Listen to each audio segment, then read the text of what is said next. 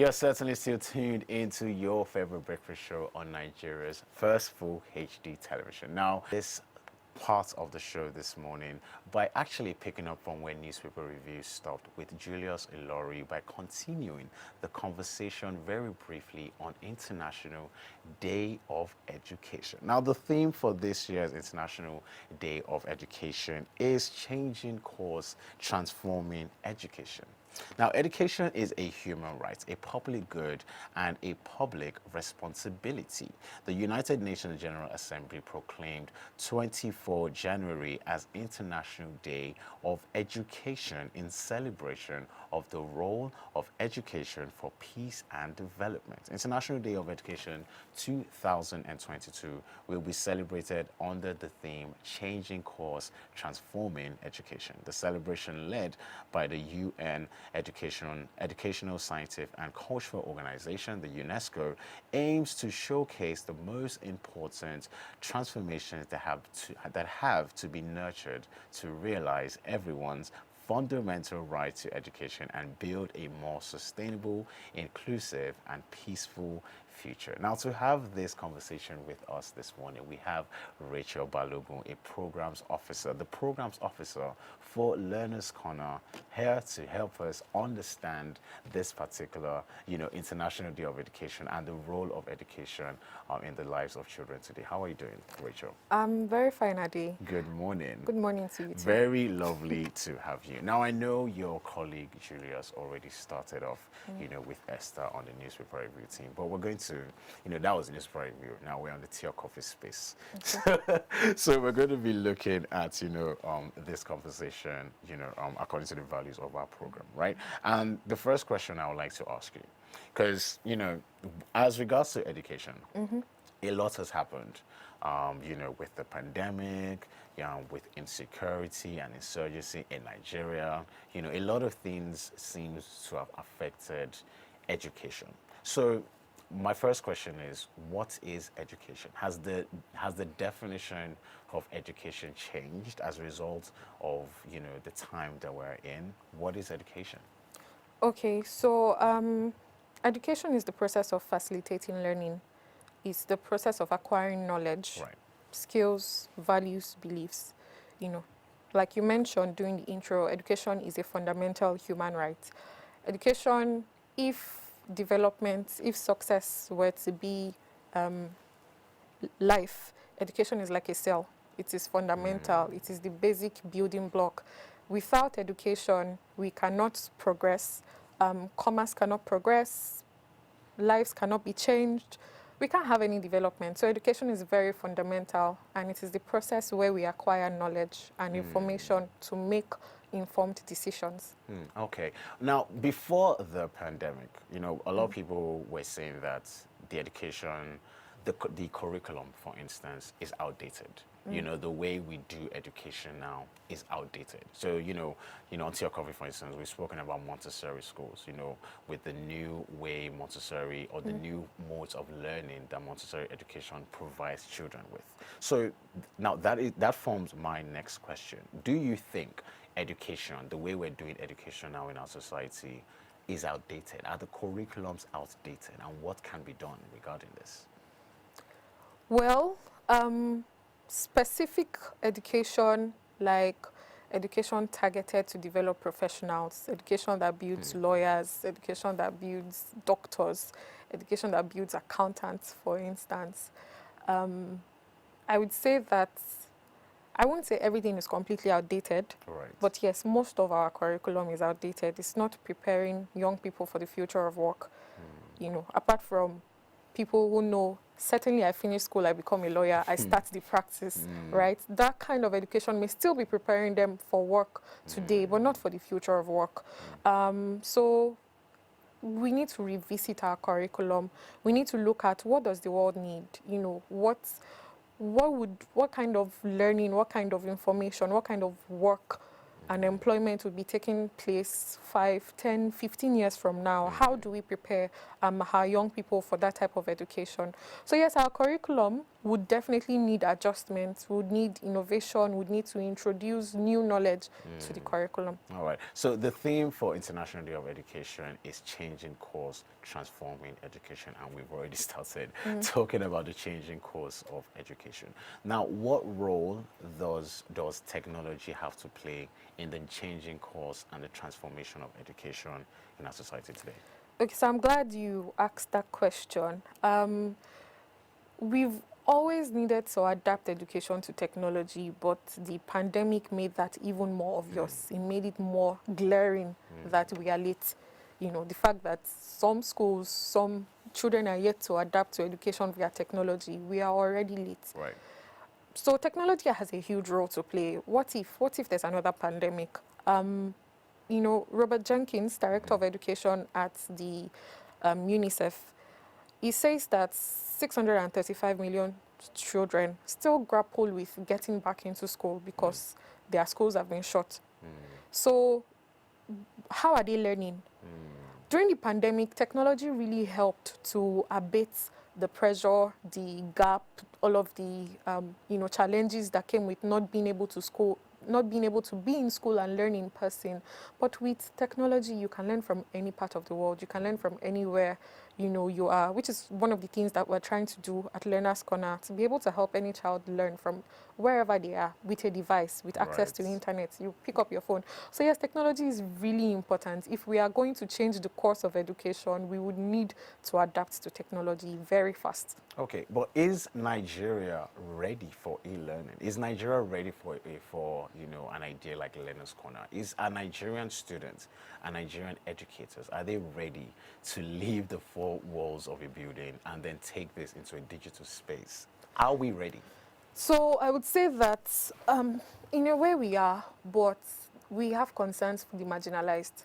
So the people who can afford to get devices, they can, they already learn a lot from YouTube, from the internet. They use devices. They're learning. They are socializing, acquiring knowledge, informal education in various ways. But what about the marginalized?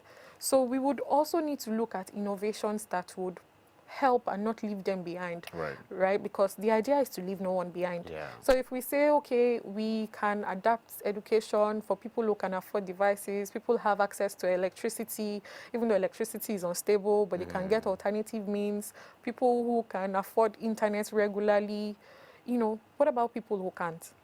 Does that mean that their education should stop?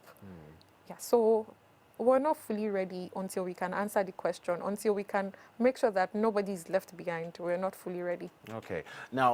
Now I know during the pandemic, interestingly enough, one of our main conversations this morning at Tea of Coffee is actually looking at digital marketing compared to traditional marketing. For instance, digital media compared to traditional media. I say that now because I know during the pandemic, right? I remember there was a time I was in traffic and I was listening to a class being taught on the radio or being delivered on the radio. So there's a role of digital media, but can traditional media, for the marginalized group that you mentioned, which I'm so glad you actually mentioned, can traditional media help to maybe close that gap? Yeah, so that could be a possible option, right? Traditional media, radio learning, but we would also need collaborated efforts to ensure that not everybody listens to the radio. The show may be playing, but not everybody may be listening. So how do we know that the effort is actually achieving what it was intended to do? You can't measure it. Yes, you can't measure it, but you need collaborated efforts. An intervention could probably be, okay, how do we make sure that radio is getting to every home? And how do we ensure that at so and so time, collaborating with parents, collaborating with the students to learn, this is your radio time. Make sure you tune in. We would need all of those external efforts as well. So it's one thing for the show to air and, the presenter is teaching. It's another thing for the people who it is intended to reach to actually be learning from it. But yes, traditional media could definitely help. All right. So now I want to talk about the different factors, the agencies around education, around the education of a child, right? So we've spoken about, for instance, private organizations, what private organizations are doing, Now, how about parents? What what is the role of a parent? What can parents do to ensure, that their child are getting the best out of these new forms of education, these new modes of learning? So if you ask me, I would say that it's the intention of every parent for their child to do well, for Okay. their child to prosper. So yeah, definitely parents would be interested. The question is, are parents aware? Do they know? Do they know? Because some parents look at technology and they're like, it's evil. It's making my children bad. Don't know technology, just read your book. And there are so many things that children can learn online. So the first thing I would say would be to educate parents. Do schools have a digital policy, for instance? Can they admonish parents? Do they tell their parents, like, let your kids learn online. These are some sites, these are some resources we need them to visit. Please get these devices for them. I know some schools that mandate it, that if your child must attend our school, they need a laptop, and parents will run around. They don't have the money, they'll find it. They buy the kids a laptop. You see kids as little as 10-year-olds, they're coming to school with their laptops because so schools can also make that effort. I believe that, once parents see the good use of these devices. I mean, every parent wants their kid to do well, so they would. Okay, all right, right. Okay, now let's talk about the government, right? So we looked at the roles of the parents. Parents need to be sensitized more, need to ensure that, for instance, can what is provide. it? Yeah, checking the digital policies in schools and things like this. Now, what role does the government have to play in this conversation? The government plays a major role. Major role. The government could, for instance, enforce e-learning in schools. Government policies go a long way in ensuring that change occurs, in ensuring that things are done. Provision, allocating some of the resources to also getting infrastructure, getting facilities, getting schools. So maybe private schools may be able to ensure that, in their schools, they have devices, they have the facility, they have standard computer labs. But what about public schools? What about students who go to public schools? So the government would also need to put structures, facilities in place to ensure that schools can cope, schools can adapt, and then the policies, And I'm aware that the Office of Education Quality Assurance is doing something to ensure that schools adapt blended learning, schools adapt e-learning, and they put the proper structures in place. But yes, we definitely need the government to put funds and put policies in place. Okay. That's actually interesting to see that the government is pushing for e-learning, because this is how, please correct me if I'm wrong, but this is how the sensitization of the parents, as you rightfully pointed out, really begins, doesn't it? Because, when the government is pushing for these things, parents are forced to learn about these things because obviously they are affecting their children. Now, as we're concluding, what do you think is the most effective learning environment a child needs to be in to get the best out of that child? So, whether a digital space, whether a physical space, is a combination of both? Like, what kind of environment does a child need to be in? Okay, so when we look at the conducive environment, we need to look at the facilities in place. Is the classroom comfortable for the child, or are they sitting on the floor to learn? How are they learning? We would also look at the socio-cultural environment. Okay. What culture is in place in the school that promotes learning for the child? So do teachers harass the students? Do they verbally, emotionally harass them? Do students really believe that they can learn, or do they believe that school is scam? What kind of social-cultural environment, even from the parents? Do the parents encourage them to learn? Do the parents encourage them to see education as a means to prosperity, a means to getting better out of life? Peer-to-peer, student to students, what kind of interactions are they having? Are they distracted? All of this combines together to form the right kind of environment. Because if we look at the difference between high-flying students and students who barely get along, you see it's not just the subjects that they are being taught, but also their mindset towards learning, also the mindset of their teachers. We look at things like our teachers are aware of concepts like educational leadership, and how their role in the life of a child as a teacher goes beyond just passing across information to ensuring that children can actually use and apply this information. So when we look at the facility, but it goes beyond the facility. A school can have all of the facility. Look at what happened at Dowen College. I want to believe that they had all of the facility. I want to believe that the students were not sitting on the floor.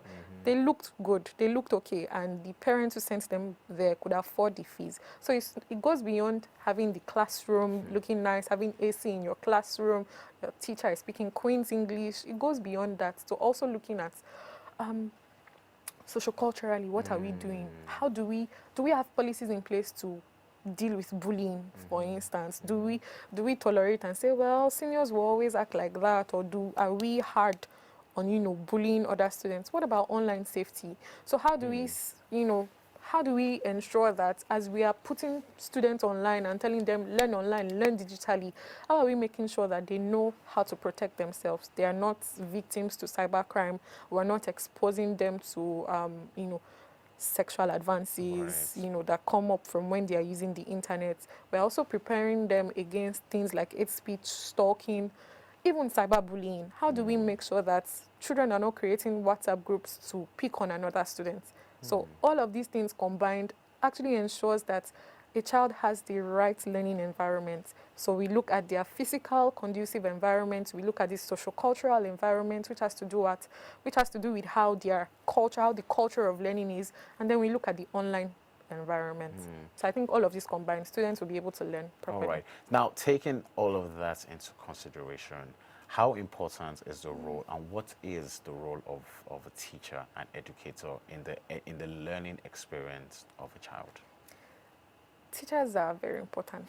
Indeed. We can't diminish their role. Teachers are like the captains, you know, they are spearheading this change.